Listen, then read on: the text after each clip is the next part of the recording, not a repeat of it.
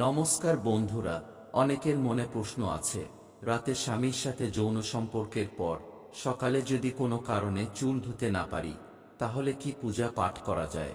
আর যদি চুল না ধুয়ে পূজা পাঠ করি, তাহলে কি পাপ হবে? অর্থাৎ রাতের যৌন সম্পর্কের পর সকালে স্নান করলেন কিন্তু চুল ধুতে পারলেন না, এই অবস্থায় পূজা করা যাবে কিনা, সেই প্রশ্নের উত্তর জানতে চলেছি আজকের ভিডিওতে। এ বিষয়ে আমাদের শাস্ত্রে কি বলা হয়েছে বিস্তারিত আলোচনা করবা। এই বিষয় নিয়ে আমার ভিডিও বানাতে বা আপনাদের শুনতে সংকোচ লাগবে ঠিকই, কিন্তু সব মা বোনেদের এই নিয়ম জানা জরুরি, কেননা আমাদের হিন্দু শাস্ত্রে মহিলাদের নিয়ে অনেক কিছু নিয়ম দেওয়া হয়েছে।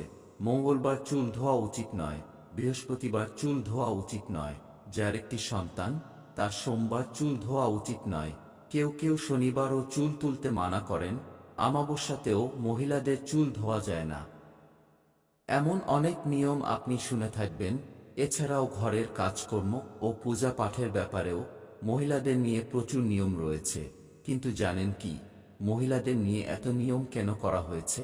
তার কারণ পুরুষদের তুলনায় মহিলাদের একটি বেশি অঙ্গ রয়েছে, অর্থাৎ এক্সট্রা একটি বডি পার্ট রয়েছে, তা হলো গর্ভাশয়। তারা গর্ভধারণ করতে পারে। তাছাড়া মহিলাদের উপর ভর করে এই সংসার টিকে আছে, এই সৃষ্টিও মহিলাদের দ্বারাই এগিয়ে চলেছে, যা কোনো ছোট ব্যাপার নয়। তাই মহিলাদের নিয়ে বেশিরভাগ নিয়ম তৈরি করা হয়েছিল। এই পরিস্থিতিতে যখন চুল ধোয়া নিয়ে এত নিয়ম রয়েছে, তাহলে এমনটা তো হতে পারে সকালে ঘুম থেকে উঠে আপনি স্নান করলেন, কিন্তু মঙ্গলবার, বৃহস্পতিবার বা শনিবার হওয়ায় চুল ধুতে পারলেন না। অথবা নতুন বিবাহিত দম্পতি প্রতিদিন শারীরিক সম্পর্ক করতে চায়, তাহলে কি তারা চুল ধুতে না পারলে কোনোদিন পূজা করতে পারবে না? প্রতিদিন তো আর চুল ধোয়া সম্ভব নয়, যেহেতু শাস্ত্রে বারণ করা হয়েছে, এবং শারীরিক অসুস্থতাও থাকতে পারে। আপনাকে জানিয়ে রাখি, এমনটা মোটেও না। শাস্ত্র আছে, রাতে শারীরিক সম্পর্কের পর সকালে চুল না ধুয়েও আপনি পূজা করতে পারবেন।